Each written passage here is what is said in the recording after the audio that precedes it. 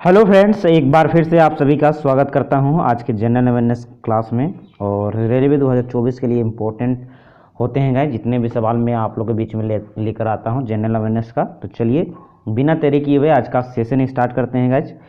पहला सवाल है आप लोग के बीच में, निम्न में से कौन सा विकल्प ओबामा केयर को सबसे उचित रूप से परिभाषित करता है।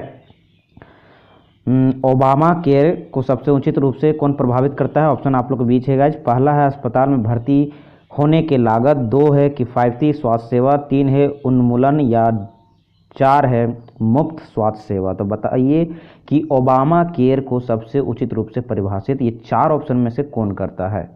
पहला सवाल आप लोग के बीच में है।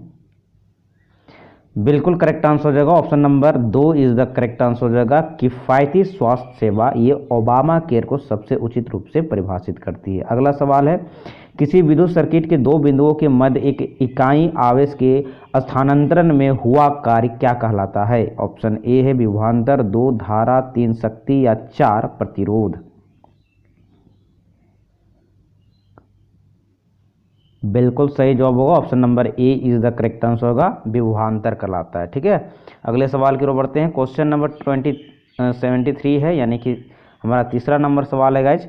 नियंत्रित मुद्रास्फीति की मध्य श्रेणी को क्या कहा जाता है? ऑप्शन आप लोग के बीच है। पहला प्रत्ययस्फीति, दूसरा है मुद्रास्फीति जनित मंदी, तीसरा है अति मुद्रास्फीति, या चौथा है अपस्फीति। इनका बिल्कुल करेक्ट आंसर हो जाएगा, option number A is the correct answer हो जाएगा, प्रत्ययस्फीति। ये आपका सही जवाब होगा, ऑप्शन नंबर ए। अगले सवाल की ओर बढ़ते हैं। क्वेश्चन नंबर आपका 74 है। भारत में तीसरी ऋण मूल्यांकन संस्था जिसे रेटिंग एजेंसी कहा जाता है, CARE का संक्षिप्त रूप क्या है? Option a credit analysis and rating enterprises, दूसरा है credit agency of rating equity, तीसरा है credit agency of rating enterprises, और चौथा है क्रेडिट एनालिसिस एंड रिसर्च। बिल्कुल सही जवाब होगा, option number 4 is the correct answer हो जाएगा आपका, क्रेडिट एनालिसिस एंड रिसर्च। अगला क्वेश्चन नंबर है, राजस्व व्यय तथा राजस्व आय का अंतर क्या कहलाता है? ऑप्शन 1 राजस्व, ऑप्शन 2 कुल व्यय, ऑप्शन 3 राजस्व घाटा, ऑप्शन 4 है कुल राजस्व। बिल्कुल सही जवाब होगा, 3 इज द करेक्ट आंसर होगा, राजस्व घाटा। अगले सवाल की ओर बढ़ते हैं। क्वेश्चन नंबर 76 है। मार्क्सवाद का मुख्य उद्देश्य क्या था? ऑप्शन ए तानाशाही, 2 राज्यविहीन समाज, तीसरा है शक्तिशाली केंद्र की स्थापना करना, चौथा है कमजोर वर्गों की सुरक्षा करना। बिल्कुल सही जवाब होगा, option number 2 is the correct answer को दोस्तों, ऑप्शन 2 सही जवाब होगा, राज्यविहीन समाज की स्थापना करना मार्क्सवाद का ये मेन मोटो था गाइज। अगले सवाल की ओर बढ़ते हैं। क्वेश्चन नंबर 77 है। खाली जगह सरकार में हर वयस्क नागरिक एक मत होना चाहिए तथा हर मत का एक समान मूल्य होना चाहिए, किसमें होता है गाइज? ऑप्शन ए लोकतांत्रिक, 2 निरंकुश, 3 है राजतंत्रवादी, चौथा है अधिकारवादी। बिल्कुल सही जवाब होगा, option number A is the correct answer होगा, डेमोक्रेटिक सरकार में। चलिए अगले सवाल की ओर बढ़ते हैं। क्वेश्चन नंबर 78 है। निम्नलिखित में से किसने वितरण न्याय का सिद्धांत दिया था? 1 अरस्तु, 2 प्लेटो, ऑप्शन 3 है हेगेल, या ऑप्शन 4 है रीची। बिल्कुल सही जवाब होगा, option number A is the correct answer होगा दोस्तों, आपका अरस्तु ने।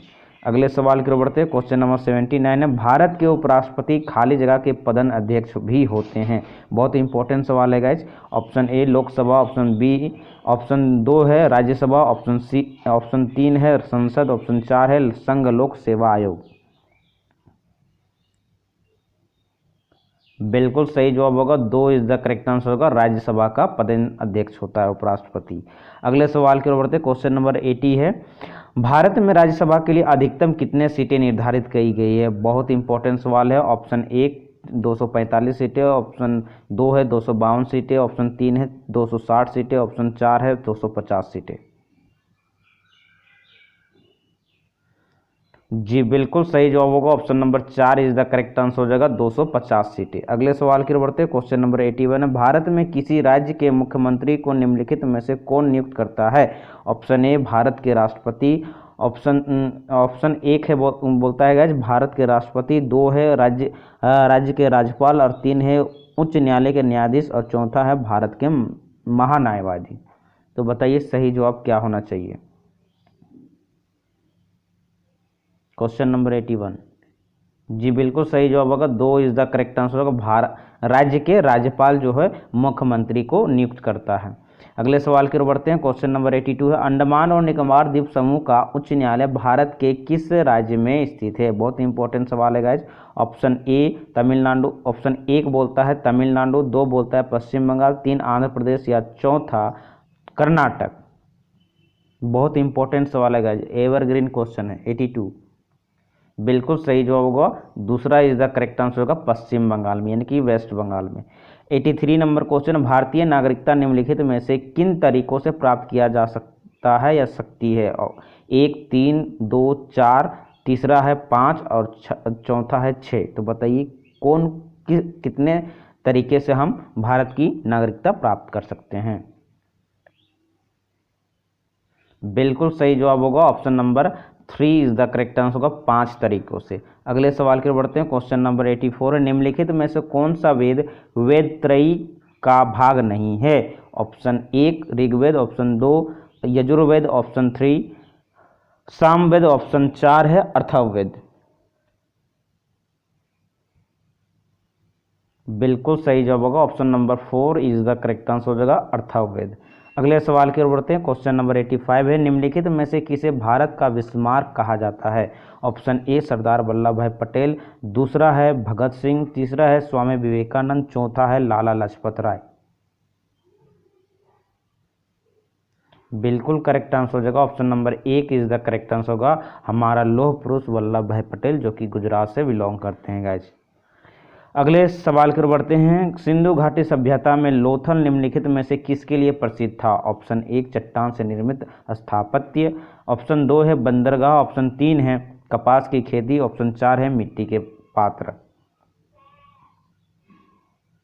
बिल्कुल सही जवाब होगा option number 2 is the correct answer होगा बंदरगाह के लिए। ठीक है, लोथल जो है गुजरात में पड़ता है गाइज, और ये बंदरगाह के लिए प्रसिद्ध था।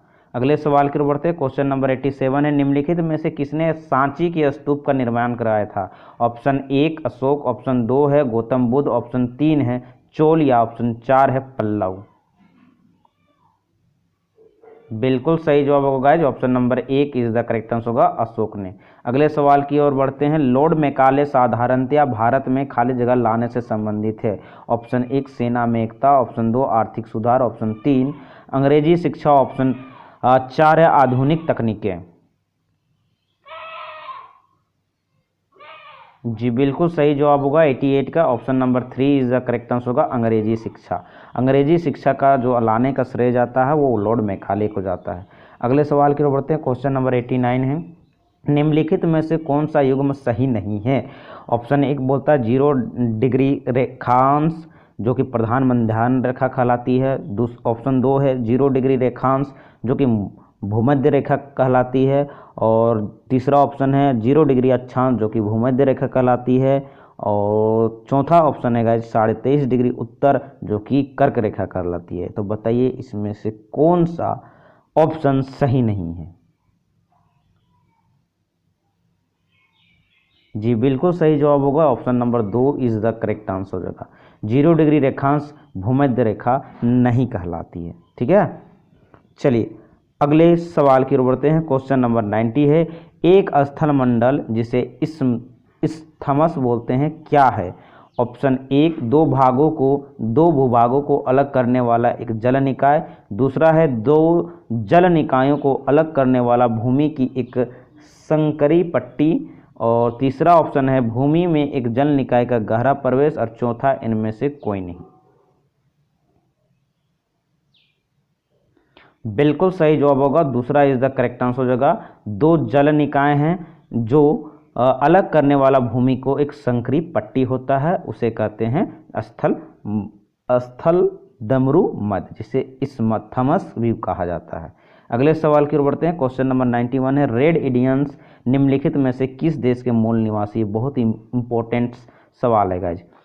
पहला है भारत, दूसरा ऑप्शन बोलता है पाकिस्तान, तीसरा है उत्तरी अमेरिका और चौथा है पश्चिमी अफ्रीका। रेड इंडियंस बहुत इंपॉर्टेंट सवाल है जी। बिल्कुल सही जवाब होगा, तीसरा इज द करेक्ट आंसर होगा उत्तरी अमेरिका का। नॉर्थ अमेरिका का जो है बहुत इंपॉर्टेंट जो मूल निवासी है रेड इंडियंस। अगले सवाल की ओर बढ़ते हैं। क्वेश्चन नंबर 92 है, भारतीय मानक समय तथा ग्रीनविच मध्य समय के बीच का जो समय का अंतर है कितना होता है गाइस? बहुत इंपॉर्टेंट सवाल है ये।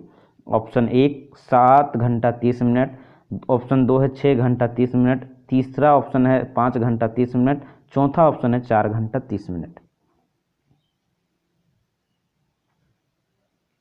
बिल्कुल सही जवाब होगा, 3 इज द करेक्ट आंसर होगा आपका 5 घंटा 30 मिनट, यानी कि 5.5 घंटा का अंतर होता है।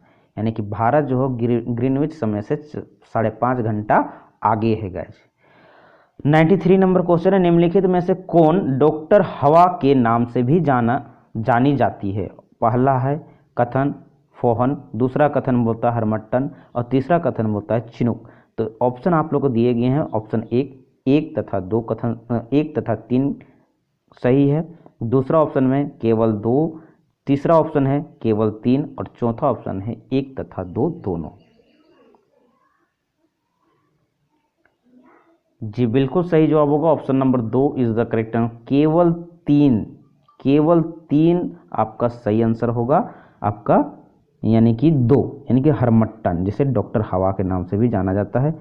क्वेश्चन नंबर 94 है, निम्नलिखित में से कौन सी दवा मांसपेशियों में दर्द से राहत दिलाने के लिए उपयोग की जाती है? ऑप्शन 1 पीड़कनाशक, ऑप्शन 2 है प्रतिजैविक, तीसरा है रोगाणुरोधक और चौथा है विनाशक औषधि। बिल्कुल सही जवाब होगा option number A is the correct answer हो जाएगा पीड़ानाशक। अगले सवाल की ओर बढ़ते हैं। क्वेश्चन नंबर 95 है, निम्नलिखित में से कौन सा प्रोटीन बाल में पाया जाता है? ऑप्शन ए हिस्टोन, ऑप्शन 2 है कैरोटीन, ऑप्शन 3 है इलास्टिन और ऑप्शन 4 है एक्टिन। जी बिल्कुल सही जवाब होगा 2 इज द करेक्ट आंसर होगा कैरेटिन। तो ये था आज के हमारे टॉप 25 क्वेश्चन गाइज। रेलवे के अकॉर्डिंग बहुत इंपॉर्टेंट सवाल है, सभी के सभी आपका ये इंपॉर्टेंट सवाल है गाइज। आई होप आप लोग को सेशन पसंद आया होगा। पसंद आएगा तो लाइक जरूर कर दीजिएगा, साथ में दोस्तों के बीच में वीडियो को शेयर कर दीजिएगा ताकि उनको हेल्प हो सके गाइज। फिर मिलते हैं अगले नेक्स्ट वीडियो में, तब तक के लिए हमारे चैनल पर बने रहिए और चैनल पर नए हैं तो जरूर सब्सक्राइब कर लीजिएगा। फिर मिलते हैं अगले वीडियो में, तब तक के लिए नमस्कार, जय हिंद दोस्तों।